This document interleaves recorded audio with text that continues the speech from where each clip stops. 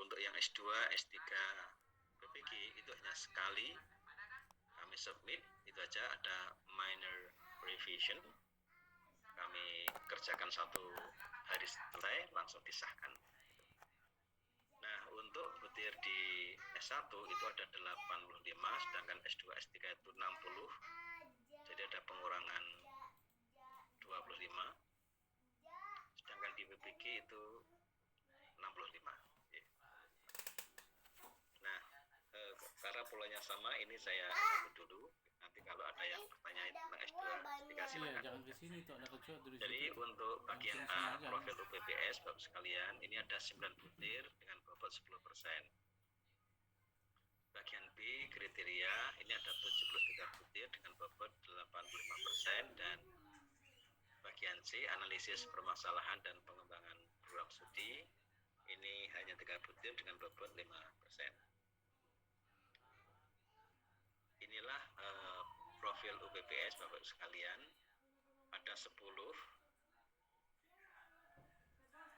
tetapi yang dinilai hanya 9 butir ya, karena yang satu ada identitas. Ya, yang nomor 1 identitas, nomor 2 visi, misi, tujuan, strategi, yang 3 dosen, yang 4 mahasiswa, yang kelima keuangan, yang ke-6 sarana prasarana, yang ke-7 kerjasama, yang ke-8 SPMI, yang ke-10 unggulan, yang ke-10 posisi daya saing UPPS. Ya.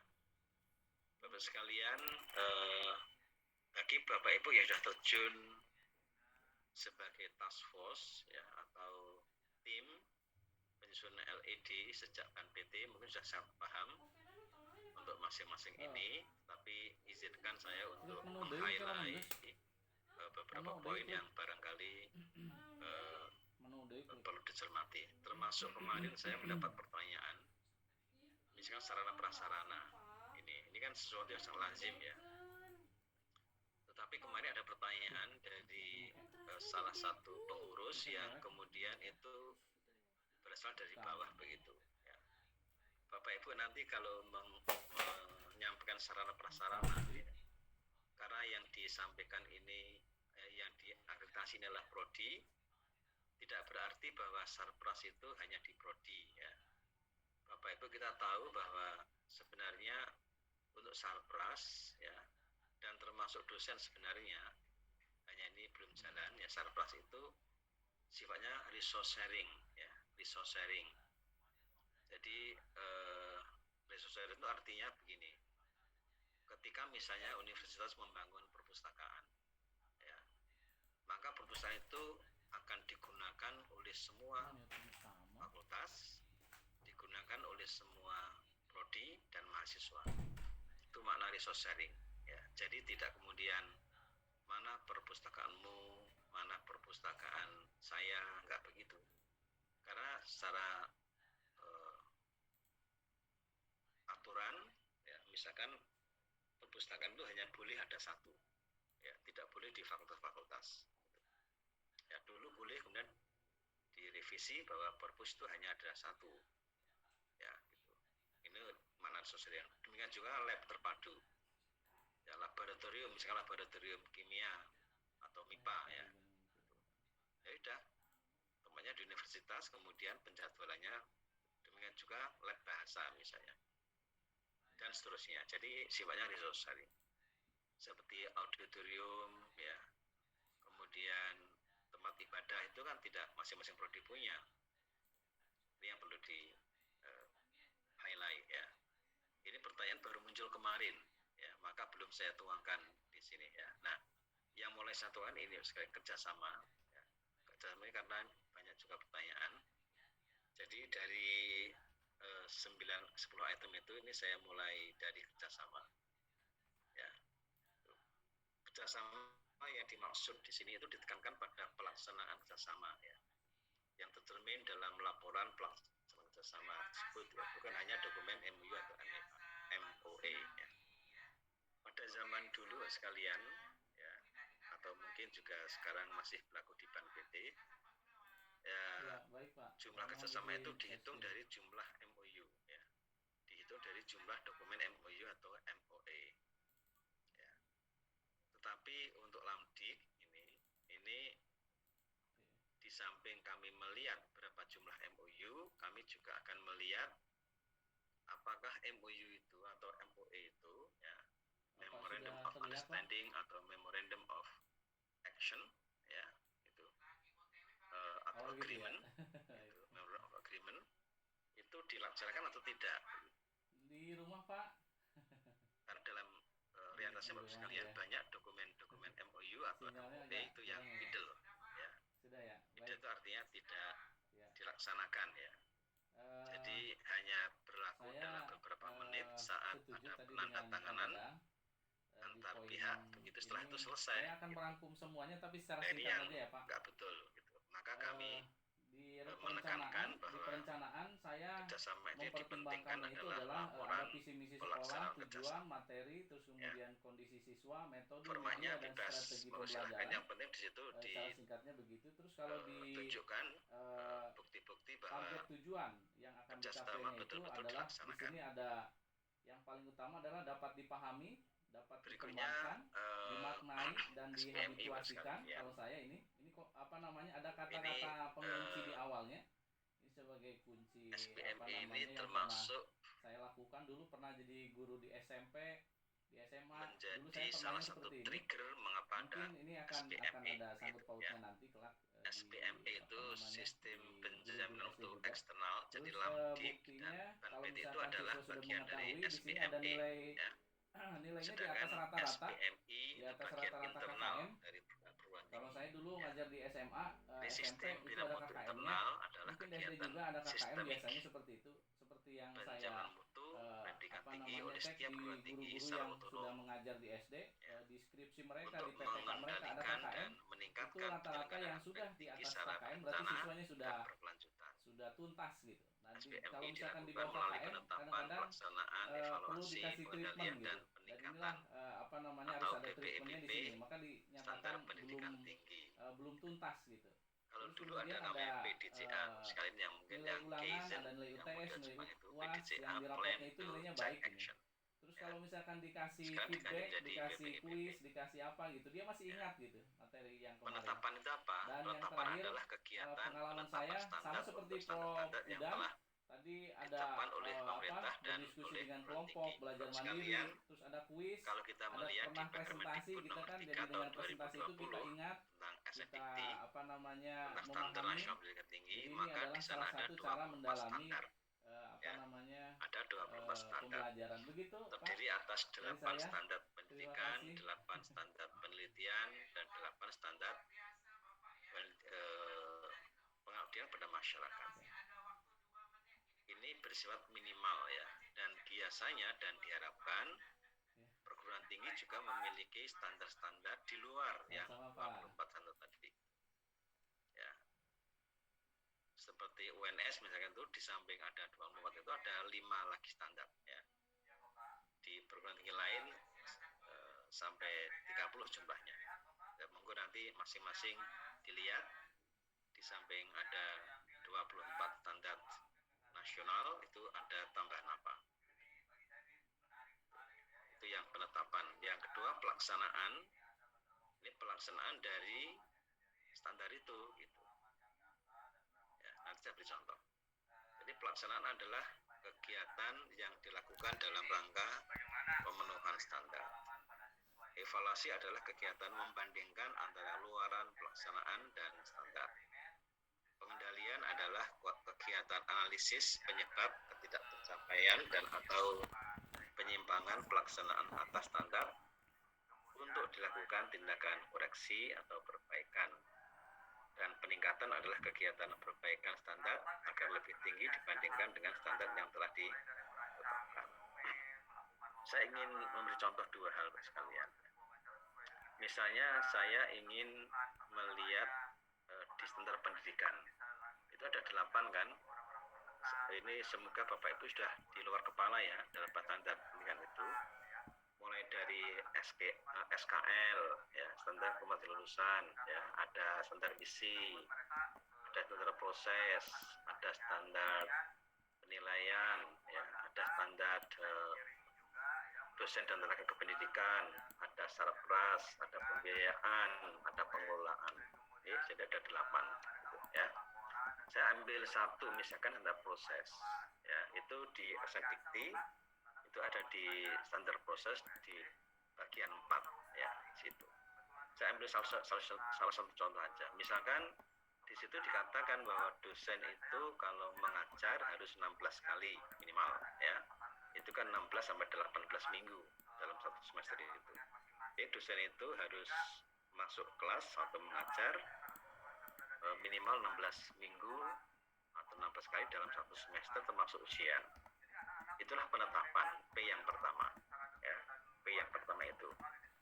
Nah, kemudian P yang kedua, pelaksanaan, itu adalah bagaimana masing-masing dosen itu melaksanakan standar itu. Apakah mereka betul-betul masuk kelas 16 kali atau tidak, itu pelaksanaan. Evaluasi adalah kegiatan membandingkan antara luaran pelaksanaan dengan standar, ya. Jadi misalkan Bu Isma itu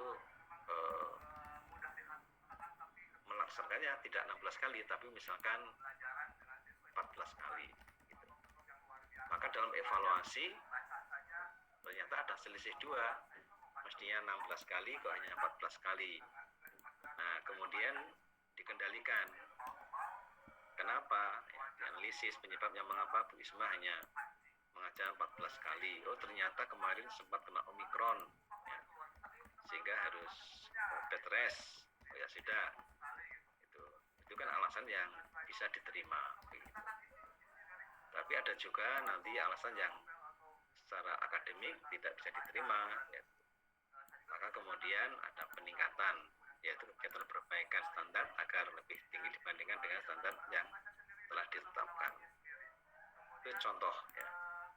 Nah, contoh lain misalkan Bapak sekalian, ini di UNS, ya, kebetulan yang saya tahu adalah UNS. Pada tahun 2011, ya, saya ulangi, pada tahun sampai dengan tahun 2011, saya ulangi, sampai dengan tahun 2011 dekan itu masih boleh S2, Bapak sekalian. Jadi dekan-dekan itu boleh masih S2.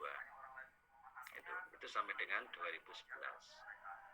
Kemudian ada pergantian kepemimpinan mulai 2011 sampai 2015. Itu dekan harus doktor, ya, dekan harus doktor. Kaprodi masih boleh S2, gitu, ya. Kaprodi masih boleh S2. Tetapi tahun 2015 sampai 2019 itu saya dari dekan waktu itu sekalian. Jadi saya menjadi dekan satu periode tahun 2015 sampai 2019. Itu kaprodi apapun itu harus doktor. Nah, ini kan artinya standar itu bergerak begitu, ya, dinamis, ya, bergerak dinamis, dan itu melampaui standar Dikti gitu. Karena Dikti tidak mengatur bahwa kaprodi atau koordinator itu dokter, enggak. Nah, ini kan melampaui. Inilah yang disebut dengan SPMI sekalian. Gitu, ya. Baik, sehingga kalau tadi ada 24 standar, ya masing-masing harus ada PPEPP-nya. Ya. Kalau nanti ada 30 standar, ya ada 30 PPEPP. Jadi PPEPP itu merupakan sebuah siklus, ya, untuk menjalankan itu. Nah, kalau sekalian, mungkin di tempat Bapak juga ada namanya AMI, ya, audit mutu internal. Ini merupakan salah satu perwujudan SPMI, ya, untuk mengecek apakah SPMI di masing-masing program studi itu berjalan atau tidak, begitu, ya. Kalau di tempat saya itu setiap semester itu ada AMI, begitu. Jadi setahun itu 2 kali, begitu. Baik, sekalian, berikutnya adalah unggulan, ya, unggulan. Ini banyak yang bertanya. Unggulan itu ada 5, ada unggulan di bidang pendidikan, penelitian, PKM, publikasi, dan pengembangan kelembagaan. Contohnya banyak sekalian ya. Di sini hanya saya tulis beberapa saja. Contoh unggulan pendidikan misalnya kan overseas student exchange ya, pertukaran mahasiswa dengan PT di luar negeri. Sebelum pandemi itu sudah dilakukan ada yang namanya student mobility dan alhamdulillah berjalan dan waktu itu Siamil punya inisiasi untuk melakukan Sea Teacher waktu itu ya di ASEAN. Kami termasuk mengambil bagian awal tahun 2015 Bapak sekalian, masih Pak Gatot waktu itu ya, yang bermarkas di Thailand. Sehingga dan setelah itu tahun 2016 setelah kami kembangkan skemanya, misalkan tidak hanya dari Siamil tapi juga Zubuzu, kemudian melalui International Office dan seterusnya, sehingga antara tahun 2016 sampai 2019 kami di UNS misalkan itu mengirimkan tidak kurang dari 40 mahasiswa ke 7 negara. Ayo Bu Saras, goyang Bu Saras. Dan kami juga menerima sekitar 20 Bu Saras gak nyanyi Pak? mahasiswa luar negeri. Bu Saras gak nyanyi nih, harus sering Inilah nyanyi bentuk nih. dari Bu Sarasnya belum nyanyi itu. mahasiswa luar negeri. Bu Oka belum nyanyi ya. Yang jelas seperti itu, pertukaran dosen. Ya, kami Bu punya Dija. program studi PLB, pendidikan luar biasa, dengan UGM Malaysia. Kami bertukaran dosen, jadi dosen-dosen prodi dari Mantap.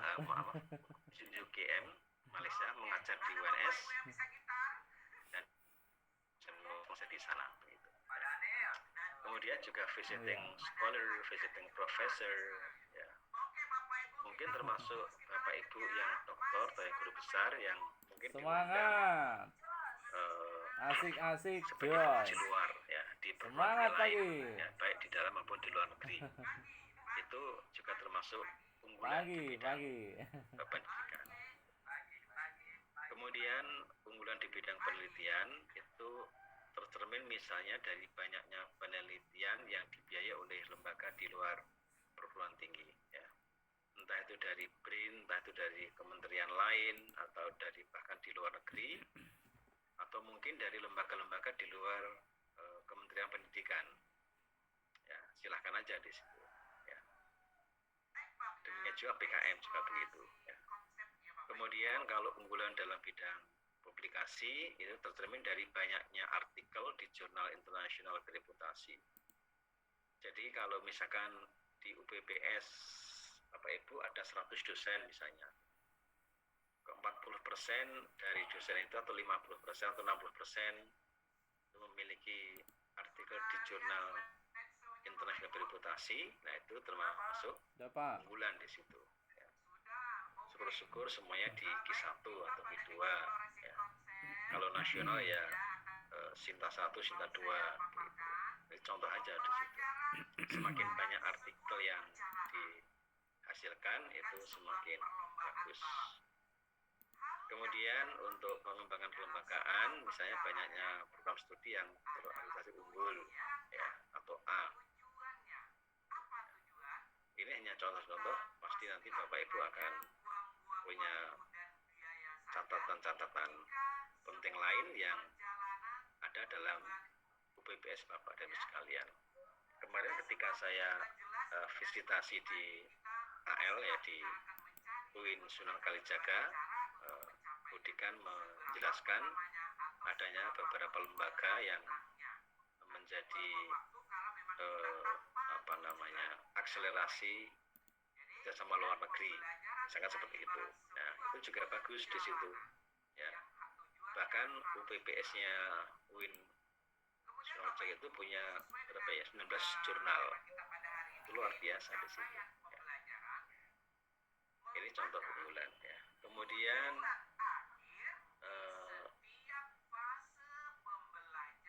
profil UPBS ini sekalian dituangkan dalam bentuk teks naratif dan atau tabel atau diagram atau gambar dan lain-lain ya sedemikian rupa sehingga informasi dapat dengan mudah dipahami. Ya. Sampai dengan kemarin itu masih banyak pertanyaan untuk sekalian ya. Kemarin kebetulan kami jam 1 sampai jam 3 itu ada pertemuan dengan prodi-prodi yang kami jadikan uji coba untuk instrumen S2, S3 dan PPG begitu. Jadi masih ada prodi yang mengisi data-data kuantitatif, ya. Kemudian di bawahnya ada narasi. Saya bilang nggak perlu, Bapak Ibu gitu. Jadi nanti akan ada data yang diminta atau informasi yang diminta, ya sesuai dengan yang diminta aja begitu. Kalau mintanya hanya istilah tabel ya sudah selesai, tidak perlu dinarasikan. Maka nanti Bapak Ibu dalam 85 item itu mungkin ada informasi yang lebih tepat disampaikan dalam bentuk teks naratif, ada yang lebih tepat dengan bentuk tabel, ada yang lebih tepat dengan diagram, gambar dan seterusnya. Harapannya ini belum harga mati Bapak Ibu ya, harapannya jumlah kata dalam bagian profil tulisan ini paling banyak 5.000 kata atau 10 halaman. Ini harapannya ya. Karena kami baru uji coba dan kemarin saat uji coba itu ada yang sampai 250 sekian halaman. Ya. Oke, ini yang profil UPPS sekalian ya. Nah, sekarang yang kriteria ini ada 9 Bapak Ibu sekalian, ada 9 kriteria. Ini persis dengan ban PT karena memang tidak boleh menyimpang sedikit pun dari ban PT. Ada visi, misi, tujuan dan strategi, tata pamong, tata kelola dan kerjasama, mahasiswa, sumber daya manusia, keuangan, sarana prasarana, pendidikan, penelitian, PKM dan keluaran dan capaian tridharma. Ke-9 kriteria ini Bapak Ibu kami kelompokkan menjadi 4 ya. Untuk kriteria 1 dan 2 itu kami bernama manajemen begitu ya. Ini bobotnya hanya 7,5%. Kemudian kriteria 3, 4 dan 5 itu 15% kami bernama input. Kemudian kelompok ketiga itu tridharma, pendidikan, penelitian dan PKM itu kami kelompokkan dalam proses dengan bobot 29%. Ini sudah mulai besar. Dan paling besar adalah keluaran dan capaian tridharma. Itu mencapai 33% Bapak Ibu sekalian. Mengapa itu yang paling besar? Karena kita menganut namanya outcome-based accreditation. Ya. Akreditasi berbasis outcome. Ya, gitu. Output. Ini juga seiring dengan adanya OBE, Outcome Based Education, yang diikuti dengan Outcome Based Curriculum dan seterusnya. Jadi sekarang itu serba outcome based. Bahkan yang Dikdasmen pun sudah mulai bergerak dari compliant based accreditation menjadi sekarang itu performance based accreditation. Kalau di SMA kan nggak ada luaran-luaran yang seperti artikel publikasi, maka teman-teman di BAN PT, BAN SM ya, Badan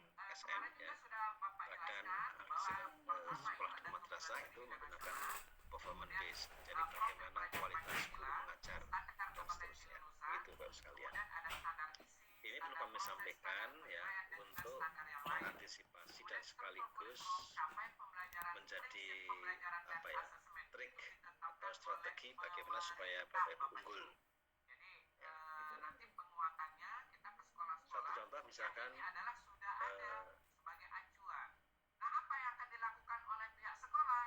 saya ambil contoh dari SDM. Ya, jadi kalau nggak salah mahasiswa itu ada 4 butir, SDM itu ada 14 butir, mahasiswa itu ada 7, SDM itu ada 14, kemudian keuangan sebenarnya ada 4 ya, jadi 4, 7 dan 14, jadi ada 25. Jadi untuk 3, 4, 5 itu input itu ada 25 butir ya, prosentasenya hanya 15%. Ini berarti kan satu item enggak hanya 0, seperti Bapak sekalian. Dan 0, ya. sedangkan yang di output itu hanya 14 item tapi bobotnya 33%, berarti kan 2 koma itu rata-rata.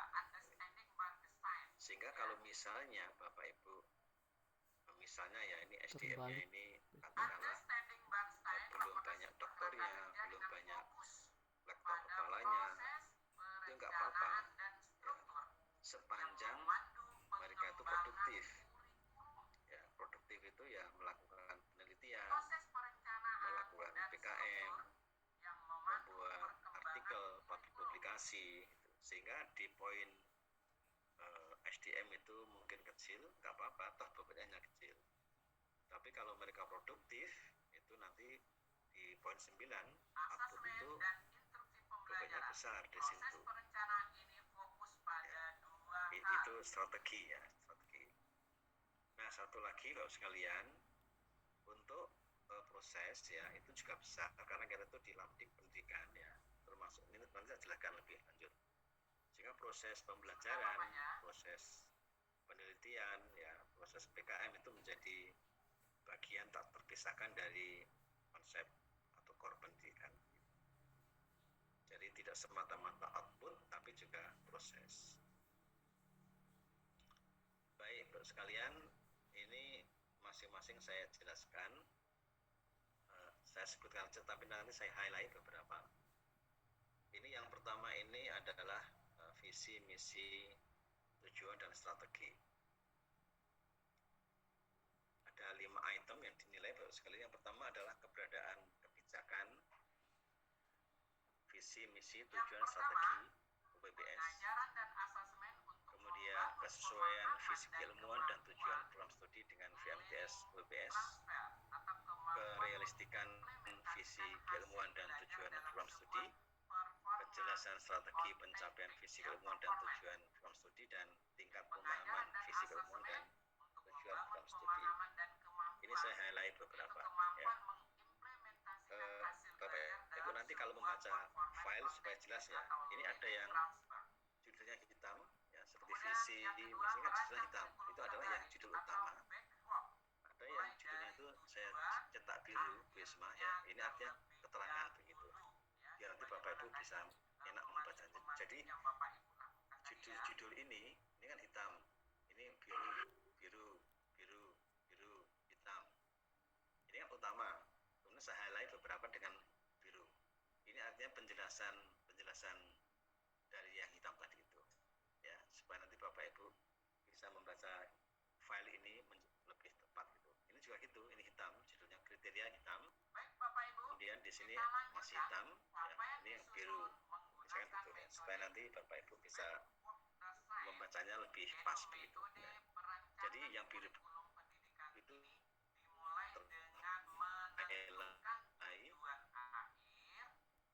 jadi tidak semua saya highlight ya, karena kami berasumsi bahwa Bapak Ibu sudah paham, kecuali memang hal-hal yang perlu kami highlight begitu.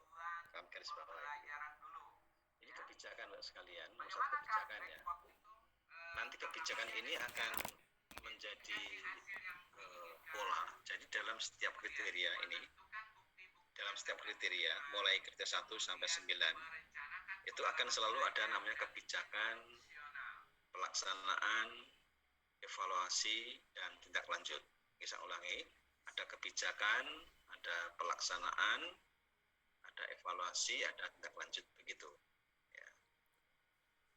Nah, seperti tadi sudah kami singgung ya, kebijakan itu ada dua sekalian. Kebijakan yang ditetapkan oleh pemerintah dalam bentuk undang-undang, peraturan pemerintah, peraturan menteri, keputusan kepala badan, dan lain-lain. Ya, jadi mohon maaf ini ada salah ketik ya, ini dia undang-undang.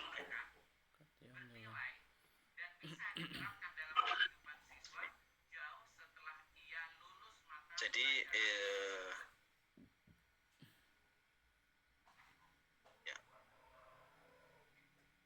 Jadi ada undang-undang, peraturan pemerintah, peraturan menteri, keputusan keputusan badan dan lain-lain ya. Ini yang sifatnya nasional. Tadi saya sampaikan Bapak sekalian bahwa kebijakan yang bersifat nasional itu pada umumnya bersifat minimal requirement ya. Minimal requirement. Contoh ya, untuk mendirikan program studi boleh hanya 5 dosen ya, tidak semuanya harus lektor kepala gitu. Boleh, itu kan minimal ya, minimal sekali di situ. Tapi nanti dalam kenyataannya kan nggak seperti itu. Pasti perguruan tinggi setempat akan menuntut ya supaya dosen-dosennya itu tidak hanya 5 orang, tapi banyak sesuai dengan rasio yang nanti berkembang sesuai dengan bertambahnya jumlah mahasiswa ya. Ini ada lagi yang kurang. Nah, kemudian untuk kebijakan yang lokal itu dari siapa terserah, tergantung jenis perguruan tingginya Pak sekalian, apakah PTNBH atau BLU atau Satker ya, masing-masing. Kalau di sini ada peraturan Majelis Wali Amanah, ini berarti sudah punya PTNBH gitu ya. Kalau peraturan universitas ini mungkin masih BLU, karena kalau PTNBH itu ada namanya peraturan senat akademik dan seterusnya gitu. Kalau peraturan rektor itu berlaku untuk semua jenis ya. Jadi kadang-kadang nanti yang PTNBH itu ada 3 lapis malahan. Peraturan Majelis Wali Amanah, peraturan senat akademik, rektor dan seterusnya. Dan ini diharapkan bisa melampaui kriteria yang ada di kebijakan nasional. Hanya sekalian mohon nanti ketika Bapak Ibu menunjukkan kebijakan itu, tolong pilih yang relevan saja. Ya. Yang tidak relevan nggak usah. Untuk itu, untuk menjamin relevansi itu ya, kami membuat semacam rambu-rambu ya. Maka tulislah apa nama kebijakannya ya. Kebijakan penerimaan mahasiswa baru misalkan itu. Ya, itu ada di nomor atau nama pasalnya ada nggak di situ. Nomor ayat dan bunyi pasalnya seperti apa. Ini untuk menjamin bahwa kebijakan yang Bapak Ibu tulis itu sesuai dengan yang diminta. Karena pengalaman kami mendampingi beberapa prodi itu, teman-teman cenderung menuliskan banyak sekali, mulai dari undang-undang Sisdiknas sampai peraturan rektor. Padahal tidak semuanya relevan. Oleh karena itu mohon yang ditulis hanya yang relevan. Ini kebijakan ya. Yang kedua adalah visi keilmuan. Ya. Ini Bapak sekalian, saya ingin kembali sedikit di sini ya. Ketika di profil tadi dan juga di sini itu judulnya keberadaan kebijakan visi misi tujuan strategi UPBS. Ya. Karena memang kami tidak boleh mengubah itu. Tetapi sebenarnya ya VMTS sebagaimana yang Bapak Ibu pahami, saya ulangi ya. VMTS sebagaimana yang kita pahami sampai saat ini itu adalah VMTS kelembagaan. Ya, saya ulangi, VMTS sebagaimana yang kita pahami sampai saat ini itu adalah VMTS kelembagaan. Ya, yang itu berada di level UPBS dan perguruan tinggi. Ya, saya ulangi, itu berada di level UPBS dan perguruan tinggi. Tetapi di program studi Bapak Ibu sekalian ya, itu tidak ada VMTS atau tidak ada visi kelembagaan. Yang ada hanya visi keilmuan. Ya, saya ulangi, di prodi itu tidak ada visi kelembagaan. Yang ada adalah visi keilmuan. Bahkan misi juga nggak ada. Maka yang diminta adalah visi keilmuan dan tujuan program studi. Ya, itu ya sekarang seperti itu. Ya.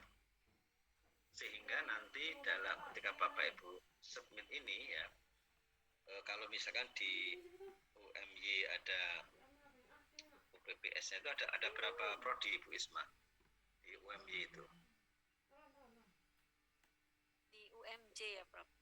C ya. Ada berapa prodi itu? Prodi kurang banyak. Kalau ya. Prodi ya. Jadi misalnya ini ya, misalnya katakanlah ada 15 atau 20 prodi ya. Jadi satu UPPS punya 20 prodi, maka nanti hanya akan ada satu visi kelembagaan, tapi nanti ada 20 visi keilmuan gitu. Ya. Coba Bapak Ibu silahkan dibandingkan ini ya. Saya beri waktu 2 menit atau 3 menit ya, mohon Bapak Ibu membandingkan ini ya. Yang di atas ini visi kelembagaan yang ada di UPPS, yang di bawah ini adalah visi keilmuan yang ada di prodi ya. Saya beri waktu 2 menit, silahkan dicermati bedanya apa di sini.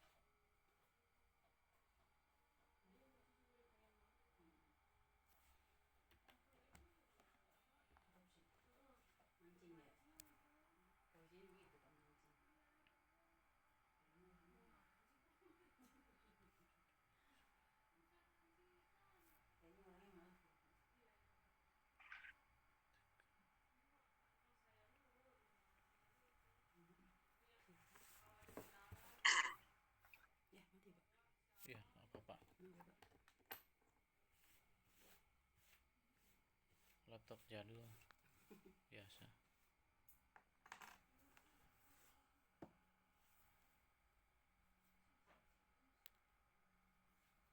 Coba Pak, ini silakan. Ya, kalau di visi kelembagaan atau kalau saya lihat ini di tingkatan fakultas ya Pak, visi fakultas itu memang sedikit lebih general gitu ya. Nah, kalau di visi ilmuannya ini lebih ke praktis dan juga lebih spesifik gitu. Nah, kan ini lebih ke di visi ilmuannya ini kan lebih kepada visi program studi gitu. Nah, di sini bahasa Inggris, kemudian kalau yang di visi kelembagaan ini lebih kepada visi fakultasnya. Itu yang saya pahami. Khususnya di mana Pak? Kekhususannya? Kekhususan misalnya di program studi bahasa Inggris itu kan ada pengembangan semiotika kalau tidak salah ya. Kemudian juga pengembangan kebahasaan lah dan lain-lain. Nah, itu yang menjadi karakteristik atau penciri khas dari program studi yang ada di fakultas masing-masing gitu. Ya. Jadi memang betul Pak. Jadi kalau yang di atas itu ya, itu ini, maaf, sebentar.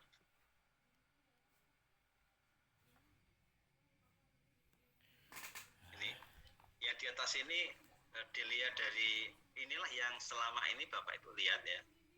Jadi yang di atas itu yang Bapak Ibu lihat ini berlaku di fakultas dan di prodi ya, sampai kemarin. Padahal di PAN PT sendiri itu sudah lama sebenarnya. Kecuanya udah dibuang sama tapi mungkin tidak ada sosialisasi gitu ya, sehingga ya tetap aja begitu. Dan berisik ya. Nah, ini kami rumuskan Bapak sekalian berdasarkan diskusi kami dan juga melihat beberapa visi keilmuan di PT-PT besar seperti di ITB, di IPB gitu. Bahkan kami konsultasi langsung dengan Majelis Administrasi PAN PT. Gitu sekalian ya. Jadi kami konsultasi 2 kali sekalian. Yang pertama itu dengan Ibu Tiwi yang dari IPB yang kebetulan oleh Majelis PAN PT dijadikan juru bicara untuk instrumen ya. Kami diingatkan waktu itu bahwa tidak ada visi kelembagaan di prodi. Yang ada visi keilmuan. Tetapi Bu Tiwi sendiri ketika kami tanya itu seperti apa, itu beliau nggak bisa menjawab. Terus beliau ini yang artinya Pak Ceng ya, Pak Chan itu adalah ketua DE PAN PT waktu itu. Maka dalam kesempatan kami bertemu dengan Pak kami di Untirta di Banten, kami tanyakan betul memang prodi itu adanya adalah visi keilmuan ya, dan tidak punya misi ya. Jadi prodi itu tidak punya misi. Jadi yang ada hanya visi keilmuan dan program tujuan program studi. Bapak Ibu lihat ya, ini kata-katanya kalau di atas itu menjadi pusat pengembangan ilmu teknologi dan seni di bidang keguruan dan pendidikan bereputasi internasional dengan berlandaskan pada nilai-nilai luhur budaya nasional. Ini kan global sekali. Ini cita-cita lembaga sekalian. Ya, ingin menjadi fakultas bereputasi internasional. Gitu. Ini visi ketika saya jadi dekan ya, kami seperti ini dan memang seperti itu ya. Tapi di bawah itu masih draft ya, karena Bapak Ibu saya itu kalau di prodi ya, di prodi itu saya ditunjuk menjadi koordinator pengembangan kurikulum ya, itu sejak dulu. Jadi kalau lucunya itu gini, kalau pada periode 2015-2016 di fakultas saya jadi dekan ya, tapi di prodi saya menjadi anak buahnya Kaprodi, nggak masalah bagi saya, itu kan hanya masalah peran kan. Jadi sejak dulu kan di prodi itu menjadi koordinator pengembangan kurikulum. Maka saya membuat draft ini. Draft ini belum kami lokakaryakan sekalian. Ini masih draft saya berdasarkan diskusi kami dengan teman-teman ahli dan juga tadi melihat bagaimana fisik ilmuwan di ITB, di IPB, di UM, bahkan di luar negeri, di MIT, di Oxford dan seterusnya. Muncullah ini. Jadi kalau di bawah ini sekalian, ini langsung khusus ke keilmuannya. Jadi bagaimana keilmuannya itu. Nah, kebetulan kami menggunakan pendekatan bagaimana pendidikan bahasa Inggris itu dikembangkan ya, berdasarkan teori pembelajaran sosiokognitif dan teori linguistik semiotika sosial. Nah, Bapak sekalian, kalau Bapak Ibu nanti lihat di IPB itu lebih menekankan kemanfaatnya pada masyarakat, kan begitu. Jadi tidak harus berorientasi pada bagaimana pengembangan ilmunya itu, tapi mungkin juga berorientasi pada bagaimana keilmuan itu memberikan manfaat pada masyarakat. Itu nanti Bapak Ibu silakan dilihat di IPB ya gitu. Nah, kalau Bapak Ibu tanya mengapa di UNS ya kami menggunakan teori pembelajaran sosiokognitif dan teori linguistik semiotika sosial. Ini kembali ke definisi ini ya. Ini ya. Visi keilmuan prodi adalah cita-cita program studi dalam mengkaji dan mengembangkan keilmuan tertentu yang menjadi unggulan dan penciri bidang keahlian. Ada dua kata kunci, unggulan dan penciri bidang keahlian.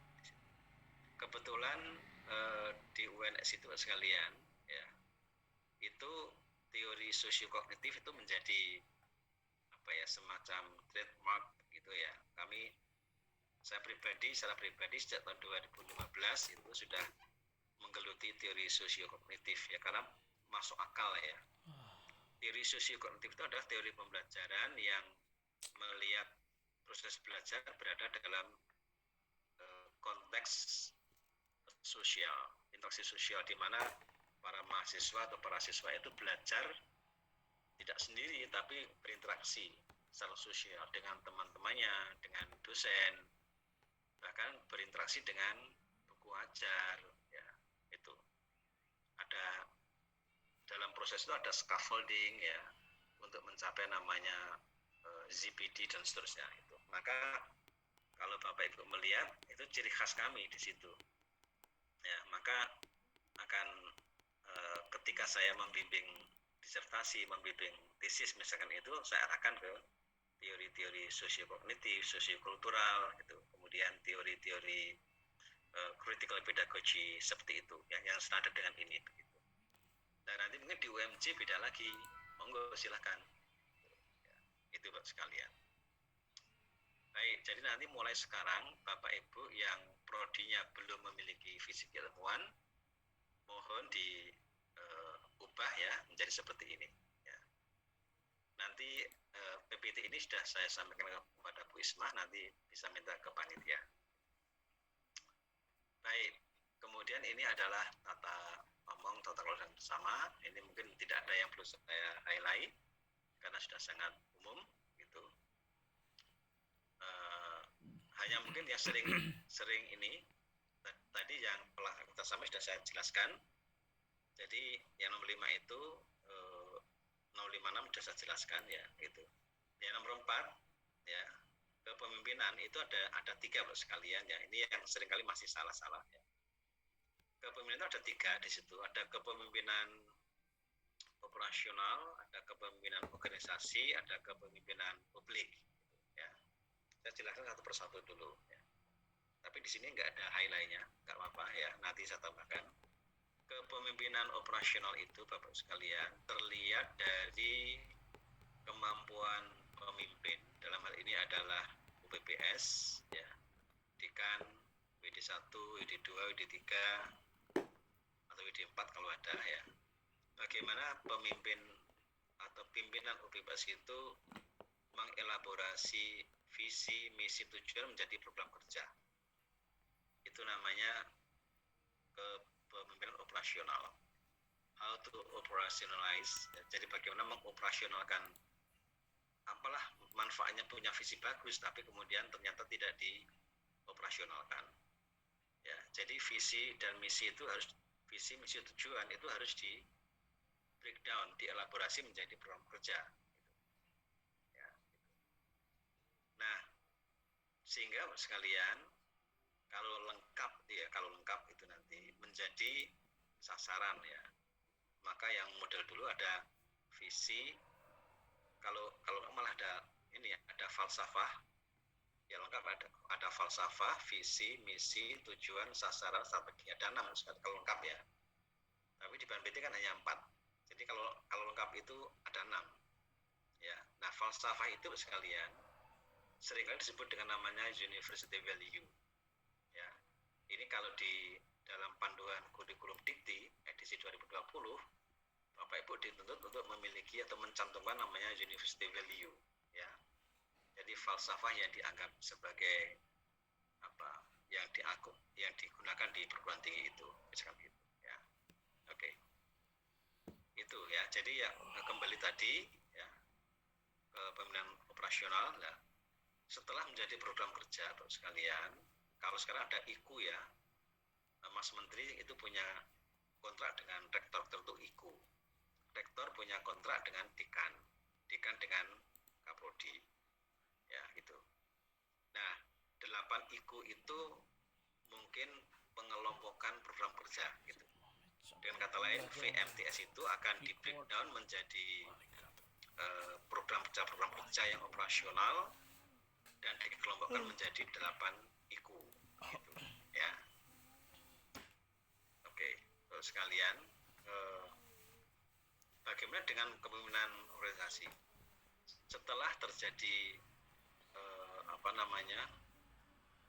program kerja ya, setelah VMTS dielaborasi menjadi program kerja, kemudian kan harus dilaksanakan itu.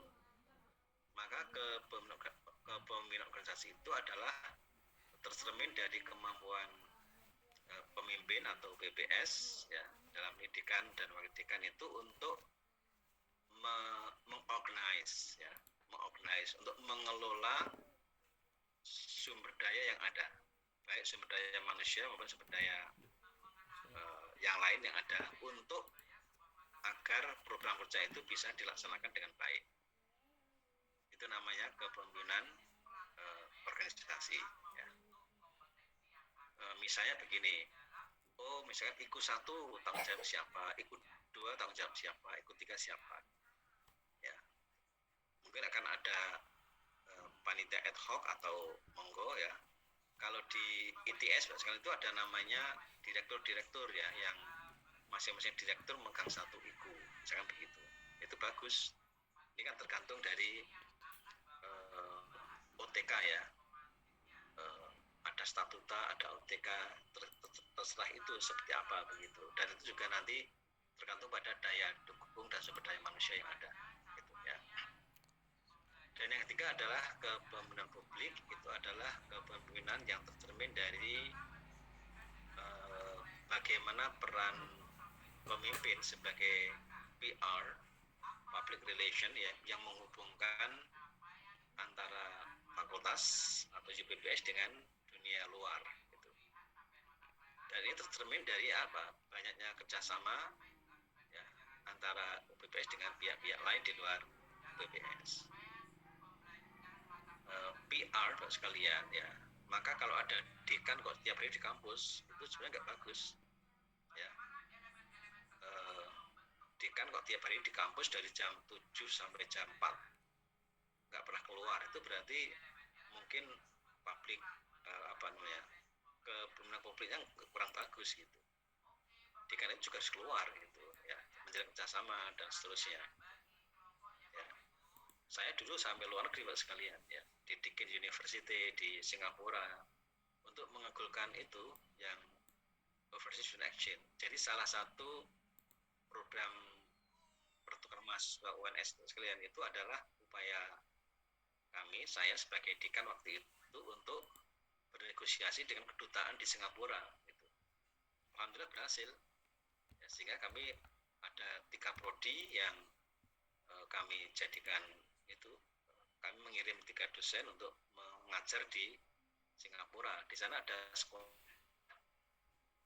Singapura, sekolah Indonesia untuk di Singapura di situ. Ya, selama itu ya, yang mengisi itu hanya UPI dan UNY.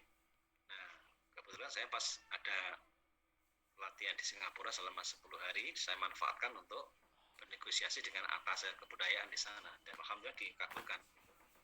Nah, ini cerminan dari apa? Kepemimpinan publik. Jadi bagaimana dekan itu harus giat mencari kerjasama gitu, ya. Kemudian yang lain yang publik itu adalah peran yang dimainkan oleh pimpinan UPS dalam masyarakat ya, pasti yang terkait dengan pendidikan ya.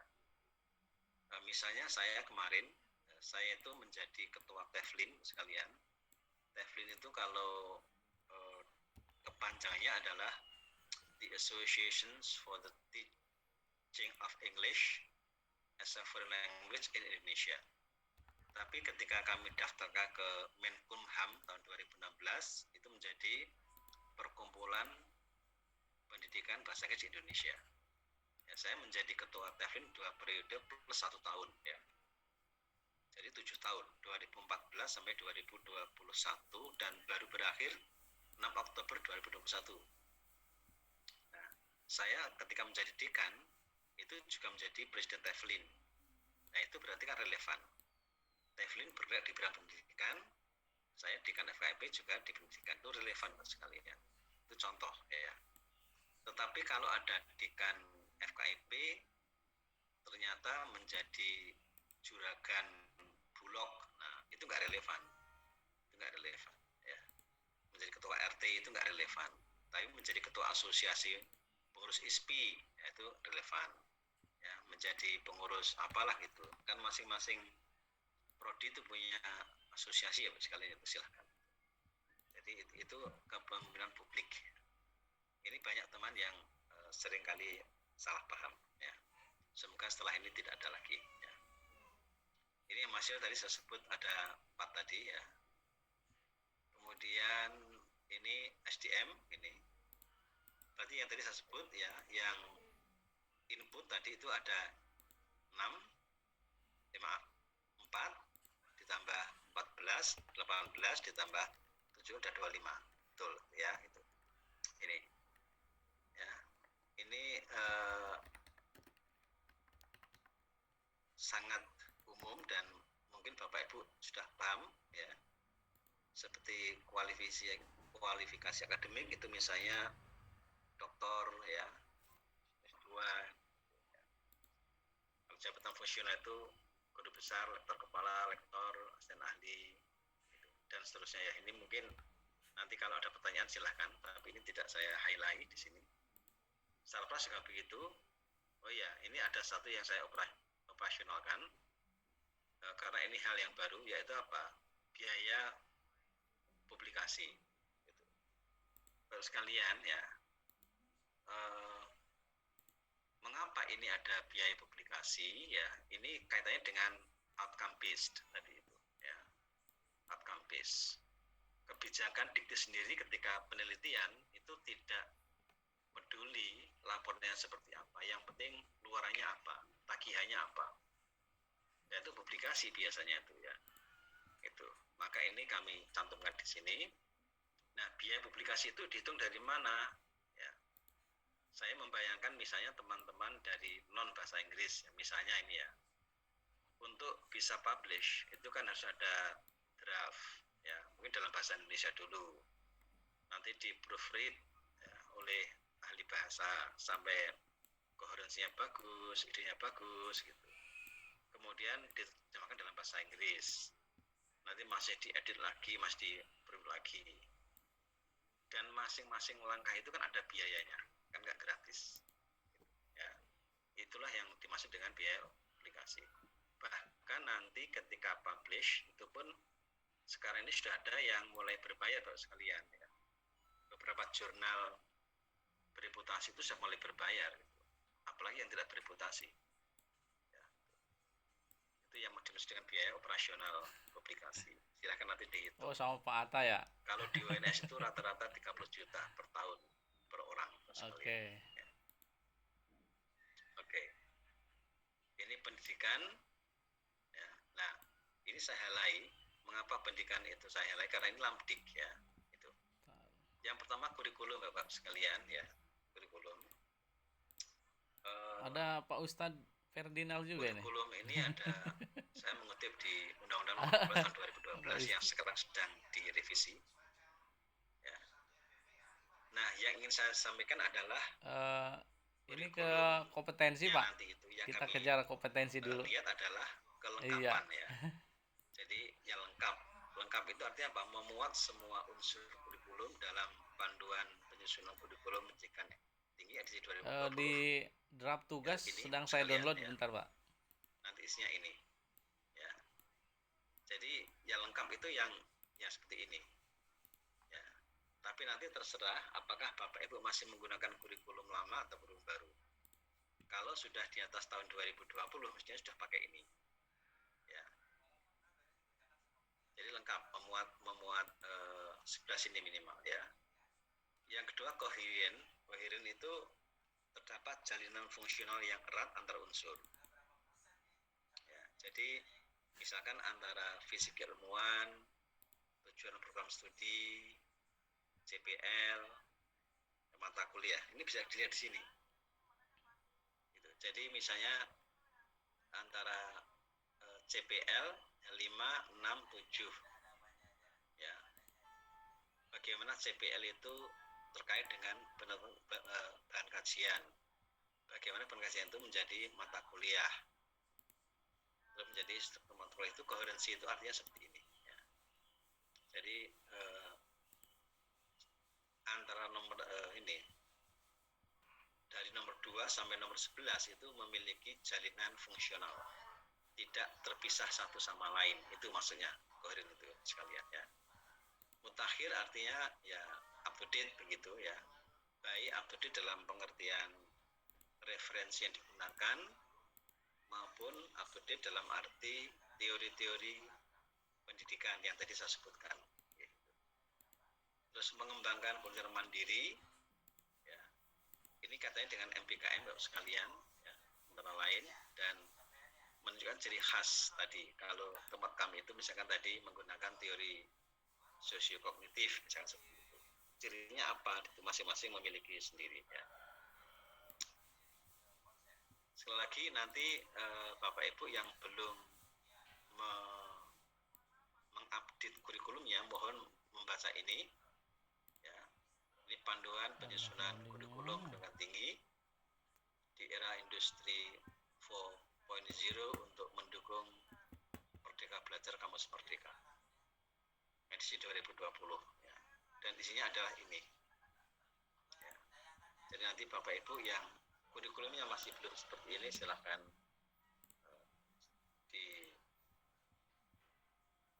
disesuaikan dengan ini ya.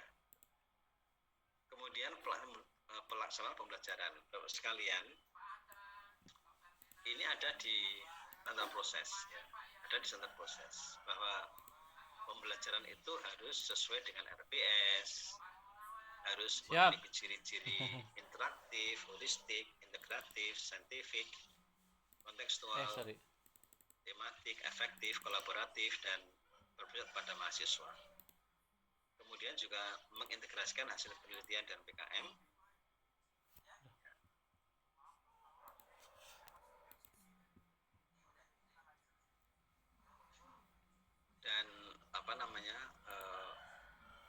melaksanakan penilaian formatif. Nah, saya beri contoh sekalian. Misalkan di PNPT itu untuk mengecek nomor 1 ini, ya, apakah pelaksanaan pembelajaran sesuai dengan RPS itu menggunakan BAP, ya, berita acara perkuliahan. Nah, untuk Lamdik sekalian itu nanti asesor itu akan masuk kelas, ya. Asesor ini akan masuk kelas apa namanya untuk ini yang ya. Tapi nanti dari mana tidak ini? semuanya dilihat, ya, mungkin hanya 2 atau 3 dosen yang disuruh mengajar, itu pun mungkin yang muda-muda begitu ya kira-kira gitu, yang senior ya tidaklah, ya. Nah, ketika asesor nanti datang ke kelas untuk melihat dosen mengajar itu untuk memastikan apakah ketika dosen mengajar itu sesuai dengan SOP-nya enggak, gitu. Apakah bersifat interaktif enggak, gitu. Ya. Apakah di dalam pembelajarannya dosen juga mengintegrasikan hasil penelitiannya atau tidak, dan seterusnya, sampai pada ini apakah melakukan assessment for learning. Nah, bagaimana kalau daring, Bapak sekalian? Kalau daring kan asesor kan ini di tugas lapangan, pertama, ya, nanti bisa di video, Bu, Pak, ya, bisa di yang video. PowerPoint. Baik. Nah, Kalau inilah panduan pengamatan sekalian. Jadi untuk memandu, untuk apa? Dalam melaksanakan pembelajaran itu, ya. kami sudah menyusun panduan ini pengamatan. LK demonstrasi kontekstual pemahaman, ya. Ini hanya ada, kalau yang ini LK ruang kolaborasi pemahaman CP2 ini, ada pendahuluan, ada kegiatan inti, ada yang ada tabelnya, Bu, yang masih di PowerPoint. Nah, masing-masing 13 itu ya, sudah kami beri ya. rubrik ini. Contoh misalkan nomor 1 ya. pendahuluan, ya, misalkan itu dosen membangun suasana yang memungkinkan mahasiswa siap mengikuti perkuliahan. Yang dimaksud apa toh, supaya nanti asesor tidak salah paham, dijelaskan di sini. Belum muncul, ya. Jadi maksud adalah atau membangun, melakukan aktivitas seperti memberi salam, menyapa, dan mereview pembelajaran yang lalu sebagai jembatan untuk mengikuti perkuliahan baru. Kita tulis anggotanya dulu, ya. Itu. Terus nomor 6 misalkan di situ, contoh pendekatan atau metode mengajar yang membuat mahasiswa aktif adalah problem based learning, project based learning, case study, dan focus group discussion. So, monggo isiannya biar saya bisa ini copy. Nanti ada, Bapak Ibu chatting di ini ya, di apa namanya di sini nih. Chatting di sini ya. Chatting. Ini penelitian. Monggo, nanti biar saya copy ke sini nanti dari capaian pembelajaran gitu ya. Ini kita kelompok berapa ini? RG dan roadmap kita itu kelompok 1 ini, Pak. Jadi sesuatu yang sangat breakout 1, kelompok 1. Mungkin saya ingin menceritakan ini. Pelibatan mahasiswa dalam kecilan ya? penelitian maupun dalam PKM. Ini sekaligus ya. Kedip-kedipan. Ya, dimaksud pelibatan di sini, Bapak Ibu, memang betul-betul harus melibatkan mahasiswa itu, dan itu harus dituangkan dalam gitu ya? dokumen penelitian. Ya, jadi tidak sekedar menjadi pembantu pelaksana seperti zaman lampau gitu ya. Tapi yang pertama tugas kelompok dulu ini. Bahkan mahasiswa dilibatkan itu, kalau yang rubrik mahasiswa S3, beda lagi. S2, ini kan tugas pertama dulu yang atas toh. Ya, itu harus tugas akhirnya harus apa? Saya kira yang ini nih. Coba. Saya pikir yang barusan saya misalnya sekalian, saya tahun 2018, 2019, 2020 makanya mau saya buat yang ini dulu. Ibah Dikti 3 tahun ya itu. Saya melibatkan mahasiswa S3 dan S2 gitu. Dan topik mereka itu judul disertasi dan judul tesis itu merujuk pada tema penelitian saya begitu. Ya, sehingga nanti outputnya kelihatan, artikelnya kelihatan di situ. Nah, ini yang terakhir, output sekalian. Ya. Kalau Bapak Ibu perhatikan nomor 2 dan sampai dengan nomor 10, ya, itu adalah output di bidang pendidikan. Ada IPK rata-rata lulusan, prestasi akademik, rata-rata masa studi, ya, kelulusan tepat waktu, keberhasilan studi mahasiswa, pelacakan lulusan, waktu tunggu mendapat pekerjaan pertama, relevansi pekerjaan dengan pendidikan, dan kepuasan pengguna lulusan itu adalah output dalam bidang pendidikan.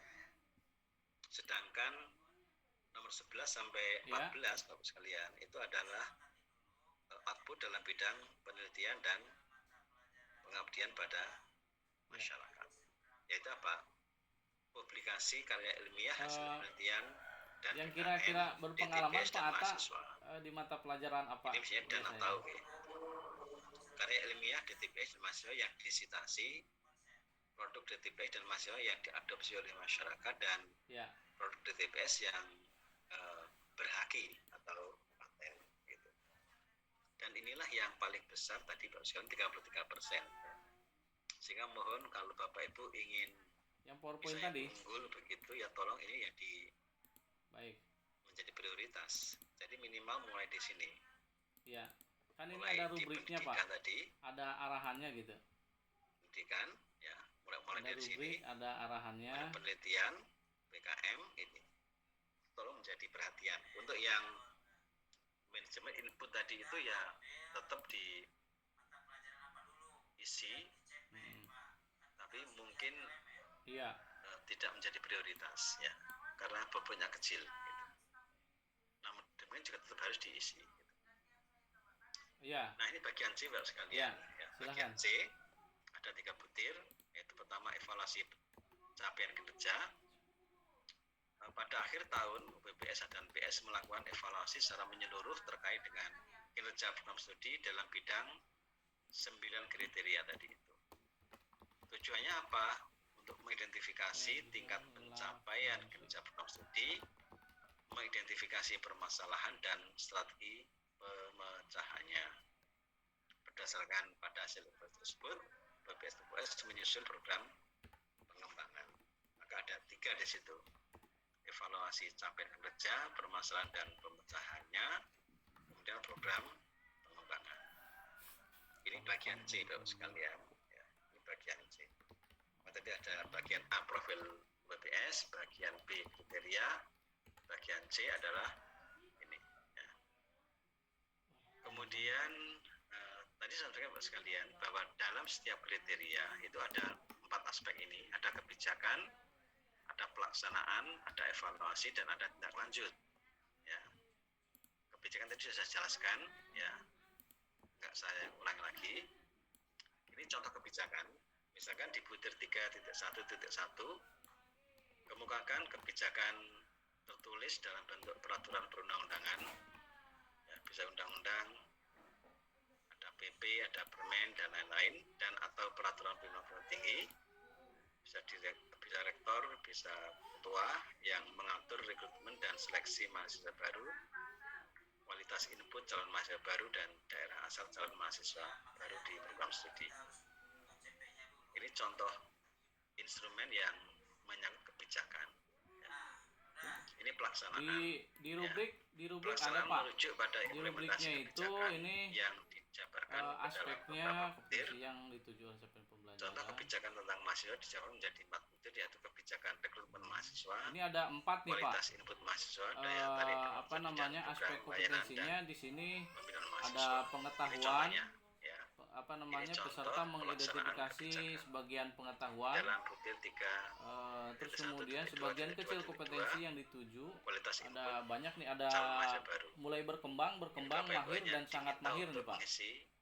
Ya sudah, ini di rubriknya ini bisa Bapak Ibu download. Tidak perlu di narasikan lagi di situ, ya, biar tidak redundant. Ini evaluasi Pak sekalian ya.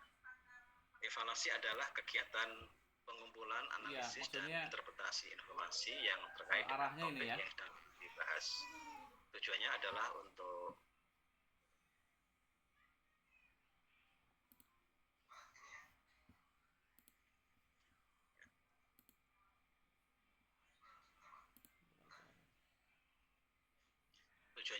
mengetahui kekuatan dan kelemahan kebijakan dan implementasi di lapangan.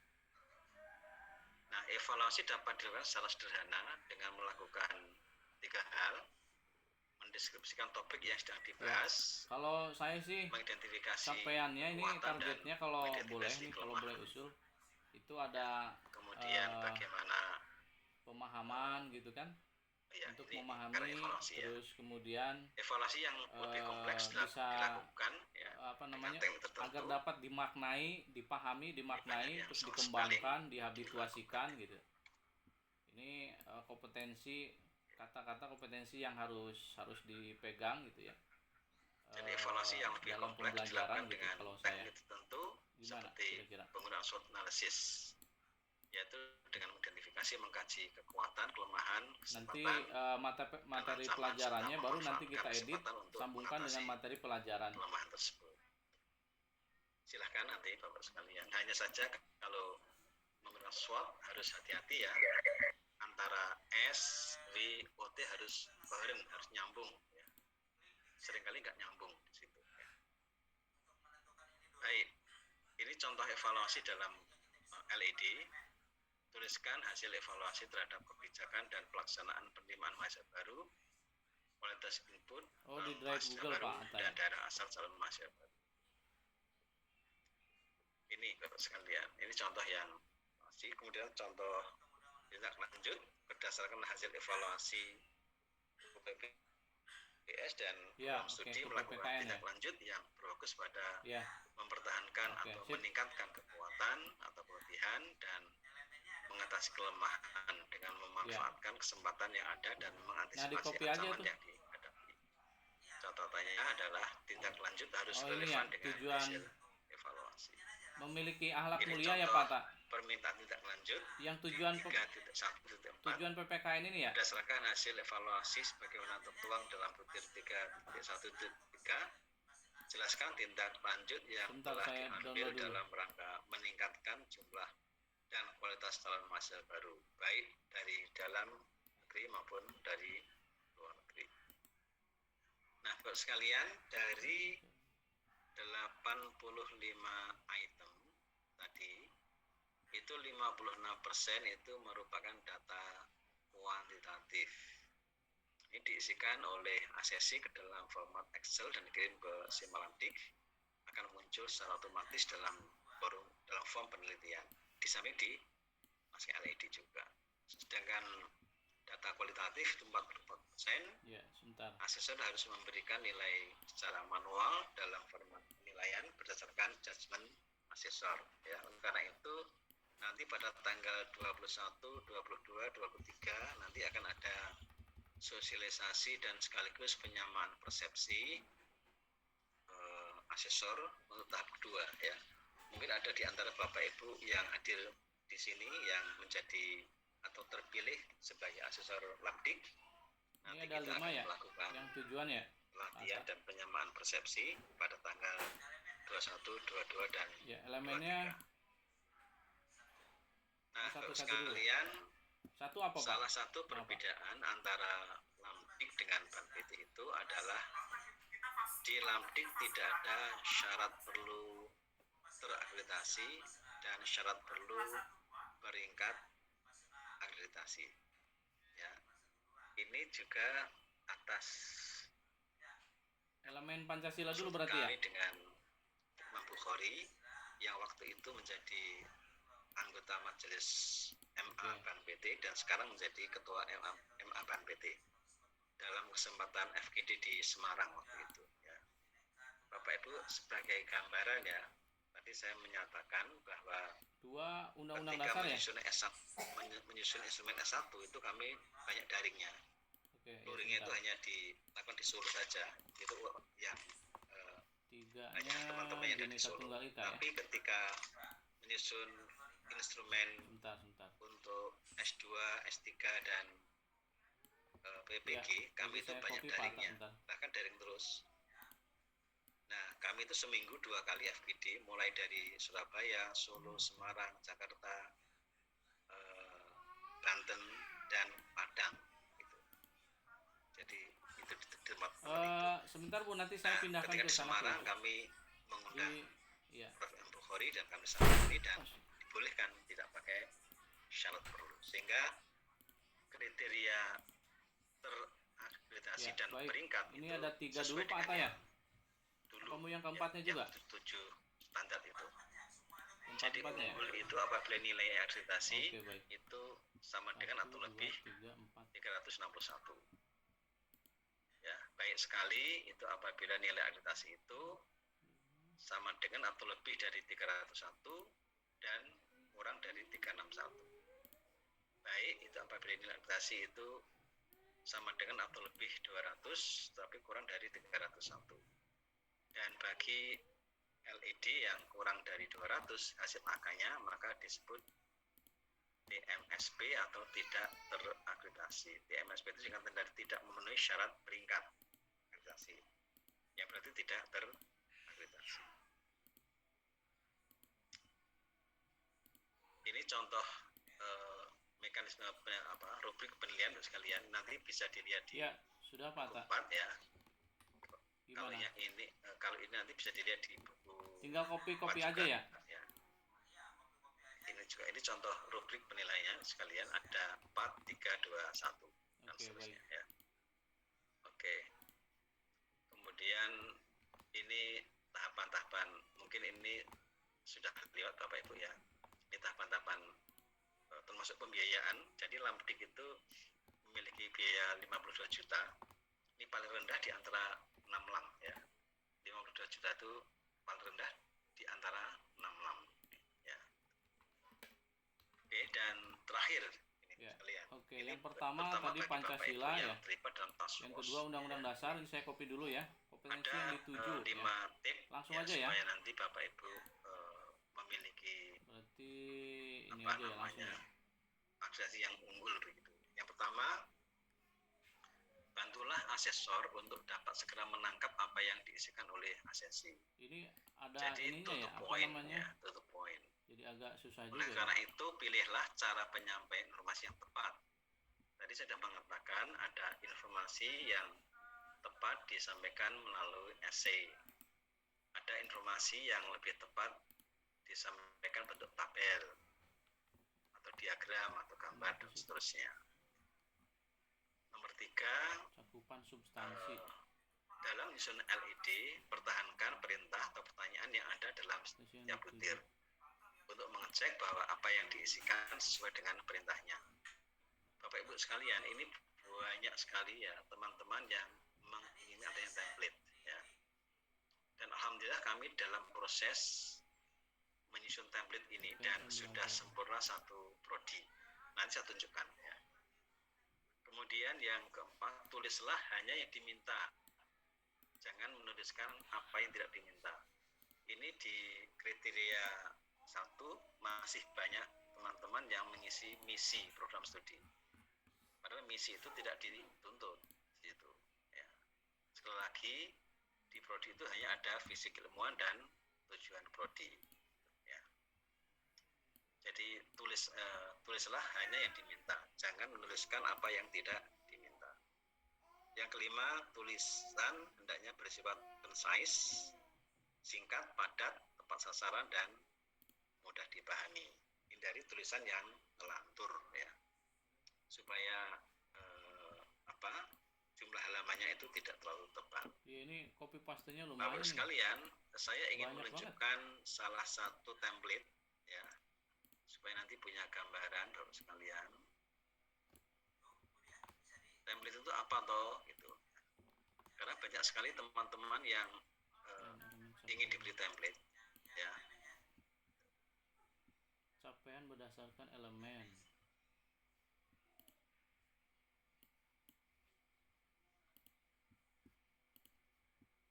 Inilah template yang sudah jadi Bapak Ibu sekalian ya. Ini kemarin kami FGD lagi di Surabaya hari Jumat, Sabtu, Minggu, dan salah satu tugasnya atau salah satu agendanya adalah membuat template. Ini sudah jadi. Ini S3 kebetulan ya. Ini kebetulan yang membuat saya. Jadi nanti ini halaman sampul, ya, tinggal isi aja. Terus ini adalah identitas unit pengelola musik, tinggal isi aja di situ. Ya. Kemudian ini identitas pengisi laporan uji diri. Ya. pengantar, silahkan diberi pengantar sendiri, daftar isi. Ya, sebentar. Nah, di sini sudah seperti ini sekalian. Ya, ini template ya. Jadi nanti Bapak Ibu tidak pusing-pusing lagi, karena kalau nggak seperti ini, kemarin itu ada yang 1 sampai 7 itu ya, itu ditulis naratif semua, tanpa paragrafing, tanpa itu ya Allah. Jadi itu kalau asesor membaca tuh bisa pusing 7 keliling itu. Maka ini dibuat template seperti ini supaya nanti terpisah masing-masing. Dan di sini ini VMTS yang kelembagaan tadi di sini, dosen di sini. Ya. Kemudian ini yang profil ya, yang juga gitu, udah seperti ini. Ya, ini namanya template, dan Bapak Ibu tinggal mengisikan aja di sini di kotak-kotak yang ini. Tapi kalau yang seperti ini tabel ya, tabel kerjasama ya udah nggak ada kotaknya lagi, tinggal ngisi di sini dan nggak perlu dinarasikan, cukup di tabel aja sudah cukup ya. Jadi yang mutu evaluasi dan lanjut selalu begitu, ada namanya kebijakan ya, ada kebijakan pelaksanaan, kemudian ada evaluasi, ada sistem. Nanti 3 juga begitu, ada kebijakan, ini ada kebijakan, sebentar, ini kebijakan, ini kebijakan, ini kebijakan, ya, ini mestinya tidak perlu ini ya, ini aja, ya, kebijakan ini, terus sampai selesai sekalian. Sampai di sini. Oke, ini template namanya. Insya Allah minggu ini nanti sudah kami upload ya di Simalamdik, sehingga nanti Bapak Ibu bisa mengunduh ya untuk dapat template itu. Oke. Demikian pengantar saya sudah bicara lebih dari 1,5 jam semua. Ya. Ini saatnya Bapak Ibu untuk merespon ya. Merespon itu bisa bertanya, bisa konfirmasi itu ya, dan seterusnya gitu. Okay. Baik, demikian Bu Ismah, waktu saya kembalikan kepada panjenengan untuk mengatur berikutnya. Sedikit lagi. Baik, terima kasih Prof, luar biasa, 1,5 jam diulas tuntas ini Prof. Sampai template-nya kalau saya tidak salah itu karena template terbaru. Saya waktu itu ikut camp yang pertama di Jogja Prof. Iya, gitu ya. Namun template-nya sepertinya belum dikotak-kotakin seperti yang tadi. Belum. Oke. Iya, nanti akan diupdate nanti Bu Ismah. Oke. Baik Bapak Ibu sekalian, tadi sudah secara detail sebenarnya yang sudah disampaikan oleh Prof. Joko, sama seperti saya ketika waktu ikut di camp 1 ya, benar-benar di kuliti gitu oleh Prof. Jadi kesempatan kita untuk menanyakan juga secara detail ini dalam-dalamannya seperti apa gitu, atau mungkin ada yang kurang dipahami atau ada yang masih miskonsepsi gitu ya dari pertanyaan-pertanyaannya, seperti yang tadi Prof sampaikan bahwa untuk template mungkin nanti bisa di download di ini ya, di Lamdik ya, di lamannya Lamdik ya Prof ya. Instrumen-instrumen yang tadi juga di awal Prof sampaikan ada, iya benar, ada matriks. Siap, alhamdulillah, gercep Prof ya. Baik Prof, karena di sini sudah ada yang raise hand, ada 2 orang. Sebenarnya nanti saya juga minta izin untuk bertanya juga ya Prof ya. Tapi saya berikan kesempatan untuk para peserta dulu untuk bertanya. Diawali oleh Pak Suryadi Naomi. Ini kebetulan kaprodinya Magister Teknologi Pendidikan dari UMJ Prof. Silahkan Pak Suryadi menanyakan secara langsung. Pak Suryadi. Ini saya membuatnya. Terima kasih. Gelap-gelap Assalamualaikum ya? warahmatullahi wabarakatuh. Goyang-goyang ya? Terima kasih Prof. Joko yang sangat mencerahkan dan rinci gitu ya, untuk proses bagaimana mengisi instrumen.